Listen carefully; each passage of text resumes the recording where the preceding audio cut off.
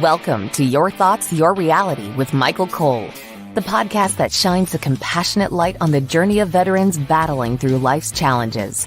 Michael is a dual elite certified neuroencoding specialist in coaching and keynote training presentations, dedicated to guiding military veterans as they navigate the intricate pathways of post-deployment life. Join him as we delve into the profound realm of neuroencoding science, empowering these brave individuals to conquer universal battles, procrastination, self-doubt, fear, and more. Together, let's uncover the strength within you to re-engage with families and society, forging a new path forward. Hello, everybody. So today we have a special guest. I'm super excited about this. I've been trying to get Courtney on for a little while, and the stars aligned, and here we go. So a little bit about Courtney. She is an expertise in relationships and sexuality, renowned relationship and sexuality expert dedicated to helping people solve their most pressing relationship and sex challenges. We're going to talk a lot about that, obviously. Published author. She's the author of Not Tonight, Honey, Why Women Actually Don't Want Sex and What We Can Do About It. Okay, let's just move on. You were laughing when you were saying that intro. It's funny. Of course, we're gonna get into that as well, obviously. Okay. A groundbreaking book that explores the complexities of sexual desire and relationships. Featured in major media, Courtney's insights have been featured in Cosmopolitan, the Huffington Post, and Parent. So, we're gonna dive into all this stuff. I'm super excited. And so, Courtney, tell us just a little bit more about yourself that we haven't already talked about. Yes. So let's see. I am a military spouse. My husband is active duty Army and has been in the military as a physician for 14 years. We've been married for almost 20. We have 3 kids. We're currently stationed in Germany. And I like to read and travel and drink wine. Sounds fantastic. Yeah. And thank you for yours and your husband's service. Truly mean that. You're welcome. Thank you. Absolutely.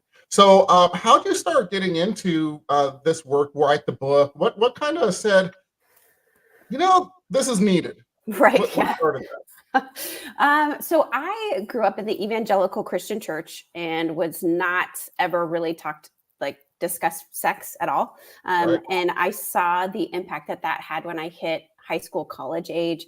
A lot of the relationships were just not the healthiest. And a lot of people were rushing to get married because that's where you could have sex. And so what I saw was this lack of conversation and this lack of dialogue around sexual desire, normal sexual development, marriage, relationships, and everything. And so I wanted to be a part of that conversation. And I wanted to be a part of that solution, really, because I saw it as a major problem. A lot of relationships ended in divorce years after they got married at 20, 21. And then I worked as a sexuality educator for a little while before I switched over and became a mental health and sex therapist and just would talk to women a lot, especially. I worked with couples, but definitely a lot with women who felt really sexually broken. And so the 2 questions that I would get asked the most anytime I would go speak or anytime that I would have clients was, what's wrong with me? And am I broken?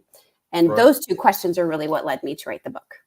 Awesome. So let me ask you I'm already just going off the questions. We're just going to have our conversation like we normally do here. So, so when you say, obviously working with military as I do as well, I see patterns, right? Stories are different. Patterns are very similar. So what are the patterns that you're seeing where, is it, and to be clear, is it just women that you work with, or do you work with men and women? I work with all genders and all relationship styles. Got it. Thank you. Thank you for clarification. So what are the patterns that you see with the different genders, if you will? In terms of what? Feeling broken. What's wrong with me? I mean, usually it's a pattern that we see. Like when we get out of the military, when veterans get out of the military, and there's that honeymoon period, right? Where they come home and everything's wonderful. Woo-hoo, life's good. I'm free. All those things, right? Yeah. And then reality starts setting in, and as Les Brown, a mentor of mine, says, life be lifing, right? So life starts kicking in, and that's reality starts setting back in. So what do you see as far as those kinds of patterns? So what I see typically with, it depends on like their age and their season of life, but I'd say the majority of clients that I deal with, a lot of times what's happened is they've done all the right things. So like, okay, I had very few, maybe no sexual partners before I got married. A lot of them come from religious backgrounds. And so that plays a big role in their life. And so then they get married, they have the kids, they have been their partners working hard at their job, or they're also working hard at their job. And they're like, why am I so miserable? Why do I feel so disconnected from my body, from my partner, from my kids? I am not interested in sex.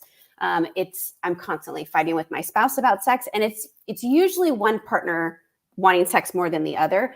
It's not always the man, but typically in heterosexual relationships, we do see that men want sex more. I will say that there is a caveat of what I'm seeing with women in their early 40s age is that women are starting to desire sex more. And so then it kind of flips a little bit. And a lot of times the male partner is tired and they're like, I don't want to do the crazy things that you're reading about in your fantasy books or your dragons and all of this stuff. Like, I am just tired. And so I'm sorry, did you just say dragons? So there's, like their Fourth Wing and all those books and stuff. Who's written by military spouse as well. Yes. I'm messing around. There's the inside joke. Long story with some family members about dragons and stuff. Okay. So I just had to say something. No, that's fine. I love inside jokes. And it's true though, because you have Game of Thrones and all these shows and books and all this stuff, and dragons are around. Anyway, they are very much around. Yes, and so it's for a lot of women, they're having this like sexual awakening, and it's very like celebrated by society. Like a lot of book clubs and a lot of women aren't afraid to talk about sexual desire or masturbating or toys or fantasies. Like those are things that historically, like you would never talk to your girlfriends about ever, ever, ever. Right. And so now we have this surge of women whose bodies aren't, with their babies constantly anymore because they're a little bit older. Their kids are a little bit older, more independent. And so a lot more women are like, okay, yeah, like I'm about this. And their partner's like, I'm working like 70 hours a week and I feel overwhelmed with like baseball practice and coaching soccer and all this. And like, so there just is the pattern that I see is a lot of disconnect. And I'm right there. I understand that. So what are some tips and tricks to start changing that? Because really, it's about a lot of it's about connection. For my experience again, for women, it's more about that safety, that connection, and so on. So what are some things as let's switch it to hey guys, what can we do? Yeah, absolutely. There are so many things that you can do. Okay, but with that, it's gonna be just. Okay, there's hope, but then there's also a major discomfort because a lot of people were not raised to communicate effectively, especially around sexuality issues and relationship issues. So if we can just embrace that discomfort and be like, this is going to be awkward, this is going to be hard, and then just choose to move through it anyways. Like that has got to be step number one. I think so. Then deciding what do I want? Courtney, if we can just really quick, I'm sorry to interrupt. Hey guys and gals or whatever the case may be, if we can, let's not think about it being uncomfortable maybe, but you need to get a little uncomfortable to be comfortable, right? And let's focus on the prize at the end, if you will.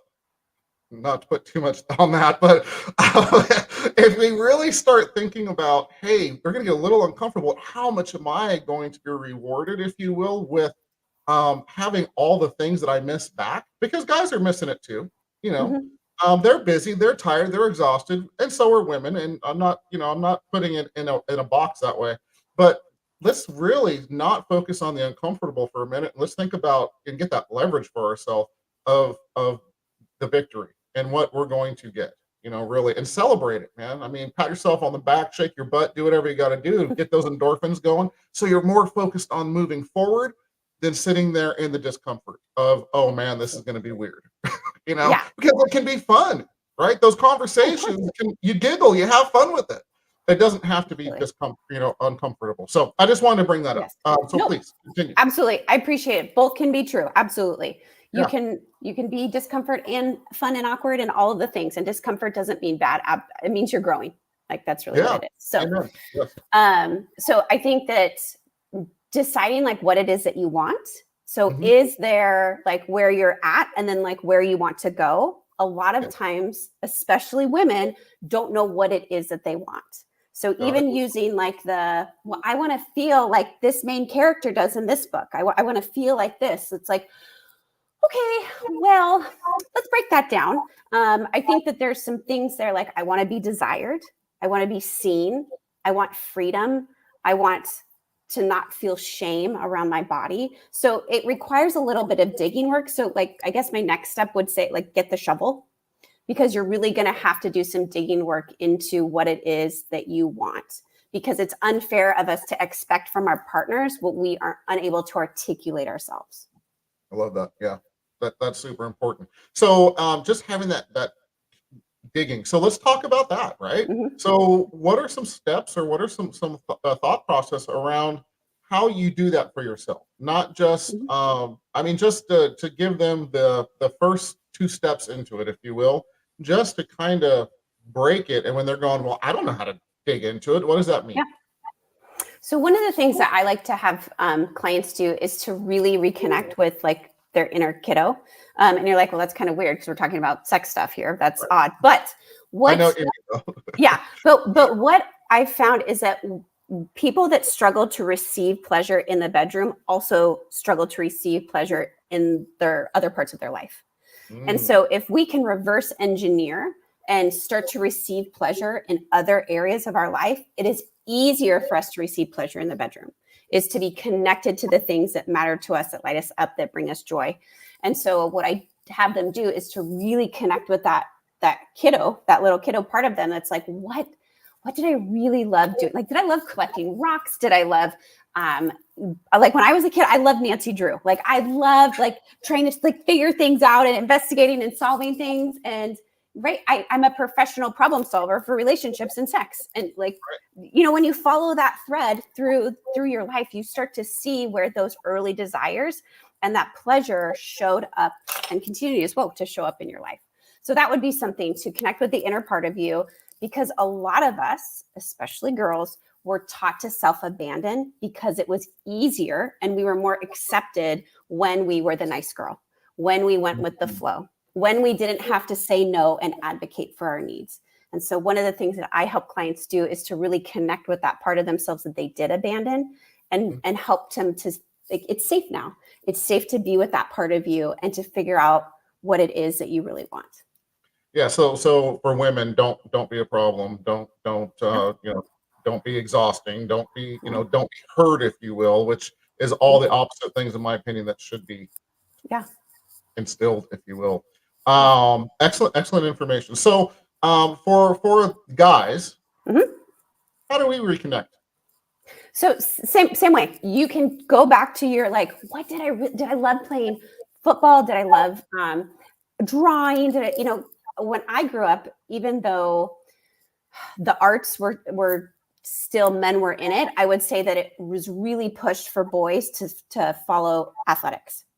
And so like you were really masculine and really a man if you were in sports and did those kind of things. Men who are more into the arts were a little bit softer and like, are you like, you're not really masculine type of thing. And so a lot of boys I saw would abandon that. They were like, well, it's not really like cool to draw, or like people said I'm like gay because I like ballet or something.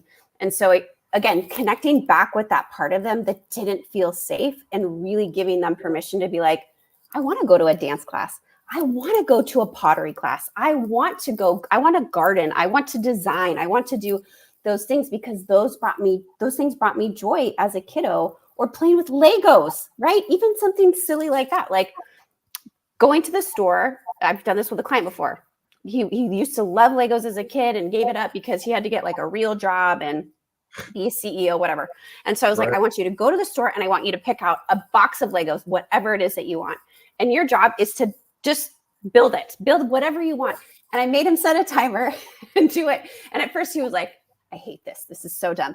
But afterwards, it opened, it makes me emotional. It opened something inside of him that he had been repressing for so long. And it was like, he described it as like unlocking something that felt like it had been hidden away since he was a little boy. Wow, very cool. And I love that. I wasn't the jock. I played guitar. I mean, I was a musician. I kind of went that route, in the arts in a sense. But it's interesting you bring that up, and it totally makes sense. Yeah, totally does.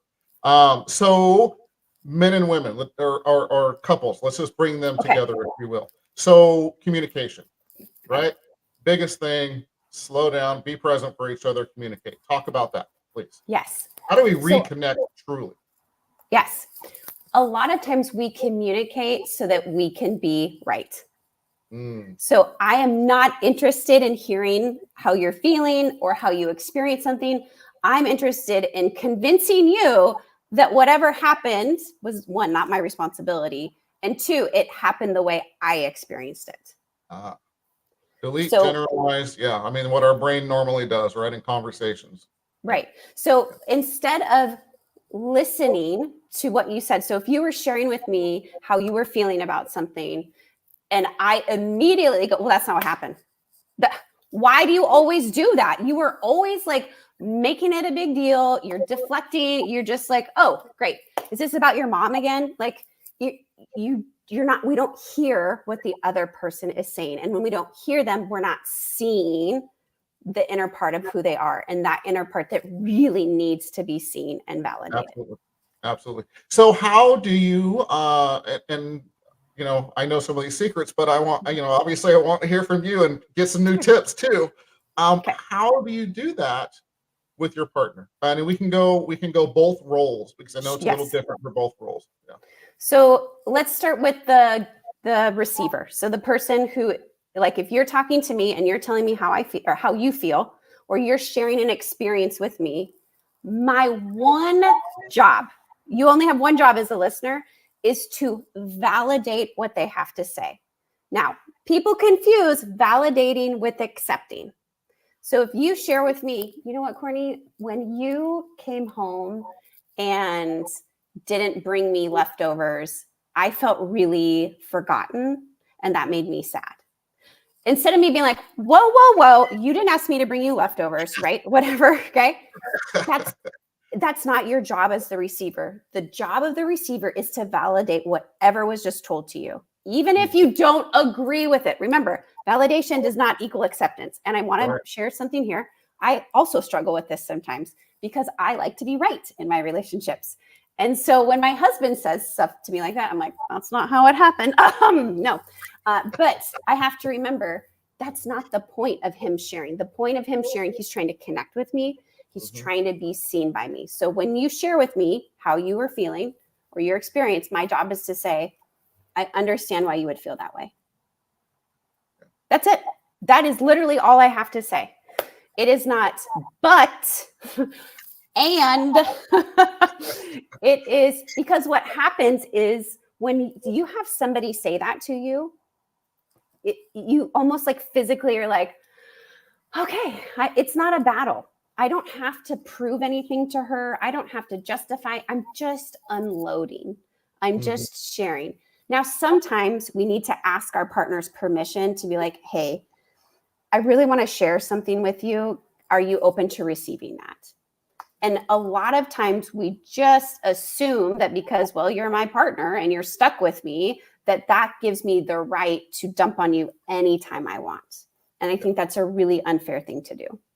That is, yeah, I agree. That's super unfair. And I got to tell you, I don't even like when you said the word stuck with you. It's like, that's just bad. Yes. You're feeling that way, and there's maybe another issue. Right. So for the masculine also, let's touch base. The masculine energies like to fix instead of support and listen. Yes. Talk a little bit about that, if you will. Yeah, so I think that is a normal thing. A lot of it comes back to, it is hard for us as humans to see another human suffering. Mm-hmm. A lot of us were not taught to sit in other people's pain. Yeah. We were taught to look away because it's uncomfortable. Mm-hmm. And so what we do when we solve or diminish or just whatever, it is trying to subjugate to the pain.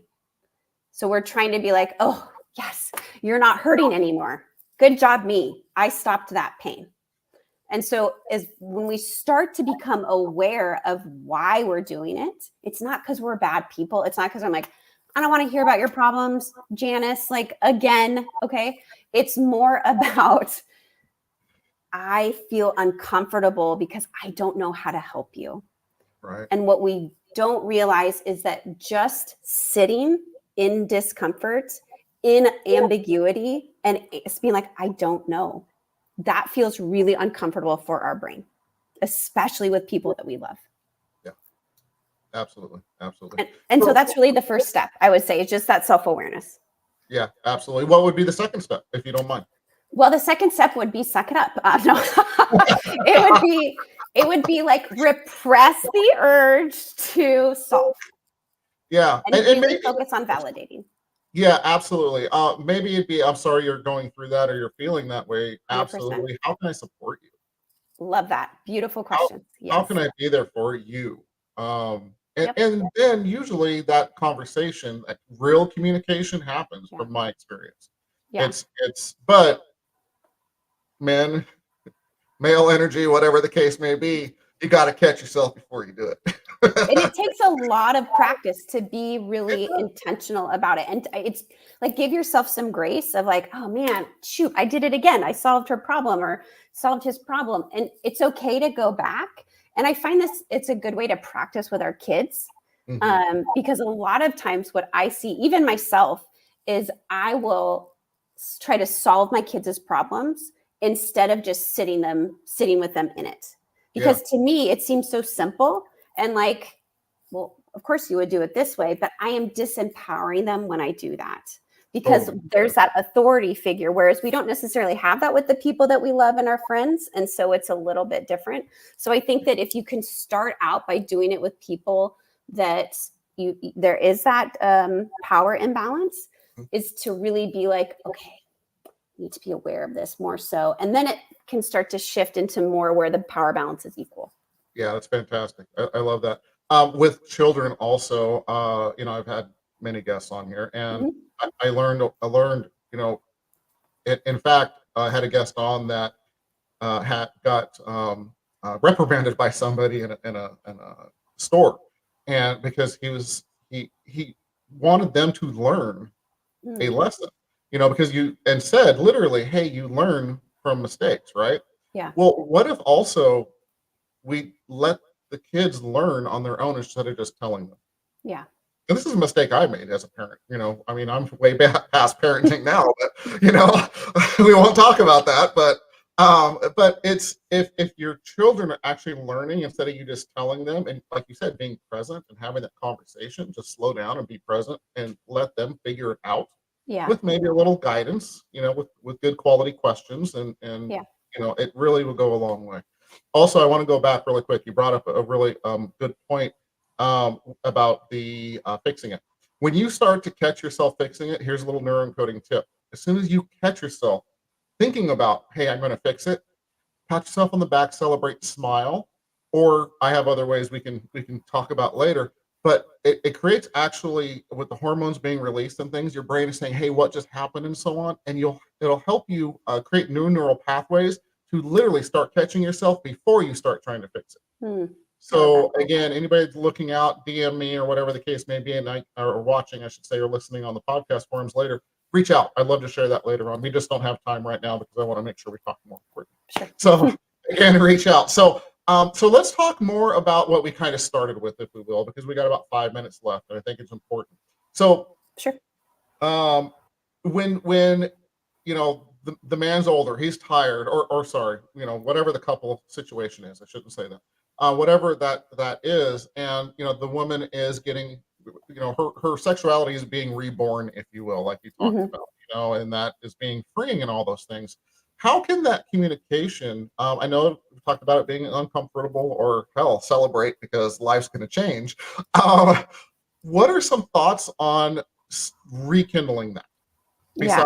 Besides communication, obviously, talk about whatever tips you have in this whole realm, if you will. Yeah. So one of the things that my husband and I do every year is we do a relationship checkup. And so I encourage this for couples who typically don't do this to do it more often. Think of it like your car. Like if you have a car that needs a lot of maintenance, like you need to take it in more often. So you need to have those conversations more often. But one of the things that we talk about is there something sexually that you have liked that I have done this past year or that we've done together that you've really enjoyed and would like to see more of? That's one question. The other question is there something that is not like we're not doing and you are interested in exploring? Got it. And that opens the door to a whole lot of things. So those are questions. Again, you don't have to wait till your anniversary dinner to do that. But what I like to do is use external sources as a way to introduce really uncomfortable topics. So what does that look like? Yeah. So it could be like, hey, I was listening to your Thoughts, Your Reality podcast, and this woman was talking about introducing BDSM into the bedroom, let's say, for example. Or I was reading an article about open marriages, or I was reading an article about sexting, whatever. And so this is what they talked about in the article. This is what I heard on the podcast. What do you think about that?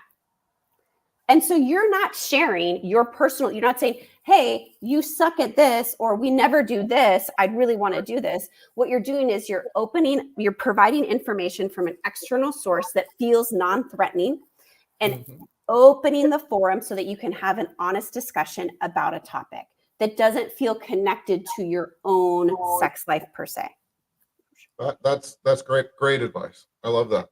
So, okay, so let's continue that conversation, if you will. So, the other partner is like, "Oh, that's interesting. I never heard of that," or, or why are you bringing this up? Even more so, because sometimes when someone's not comfortable, from my perception of this, if you will, is someone's not comfortable about this because they've never done this, and for instance. So where's that conversation go from? Why are you bringing this up, or what is that, or whatever the case may be? I think what is that? It's just explaining it, but more. Why are you bringing this up? Yeah, I think that there's a couple of different ways you can do it depending on your current state and the way your partner likes to communicate. Sometimes I like to just be honest and be like, this is probably going to be awkward, but like it's actually something that I'm kind of interested in. Or after reading about it, I was like, oh gosh, I'd like to learn more about this. I wonder if Dan wants to learn about it with me, or like that's something that we could explore together. And so when we share the purpose of why we're interested in something, because I want it to make our sex life better, I want to make our connection stronger, I'm trying to spice things up. Even when you say trying to spice things up, sometimes people can get defensive because they're like, oh, it's not spicy enough. Am I failing you in some way? And so being aware of those kind of how your partner reacts to certain words of like, oh, I know that they're going to get defensive if I approach it like this, or if they're really open-minded, like, okay, yeah, cool. Like, all right, I totally see how that could be something that could like work for us, or I'm interested in learning more. But I think that when we don't explain our intention for introducing something, it raises up suspicion, which automatically puts the other person on the defense. Yeah, absolutely. I love that whole concept of what you just talked about. So, and I think if it's not done right, if the relationship isn't strong, it could also create jealousy, concern, other issues as well. Where'd you learn about that kind of thing? So fantastic. So we're at the end of the show. We got to have you back on though, because I feel like I literally didn't ask one of these questions. It's okay. It happens all the time. No, but that's the beauty of that's really what I love doing on this podcast, is just having organic, real conversations with real people, to bring value to the masses, if you will. So fantastic. So how do people reach out to you? So I'm on the social medias at Courtney Boyer Coaching. And then my website is also CourtneyBoyerCoaching.com, Gmail, CourtneyBoyerCoaching@gmail.com. So. Fantastic. So, and we talked about this before. So, well, first, before I forgot all about this, top right-hand corner of the screen, everybody, there's a blue QR code. There you go. Thank you. I appreciate the assist there.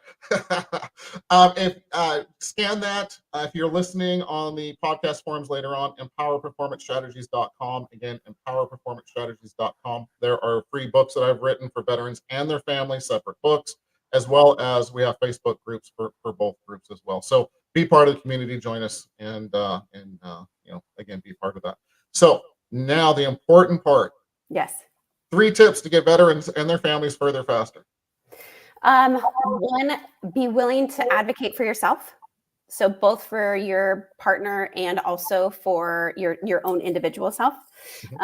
2, know that there are other ways and other skills that you can acquire to make your relationship stronger.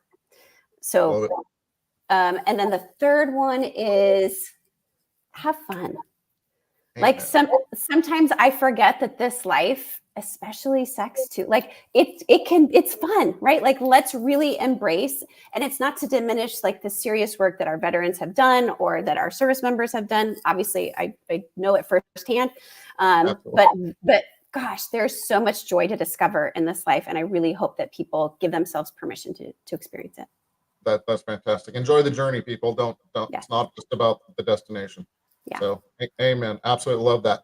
Courtney, it's been an absolute pleasure. Again, we would love to have you back on the show again. I think we really scratched the surface. So, so with that said, time, most important resource we have as human beings. We do not ever get it back.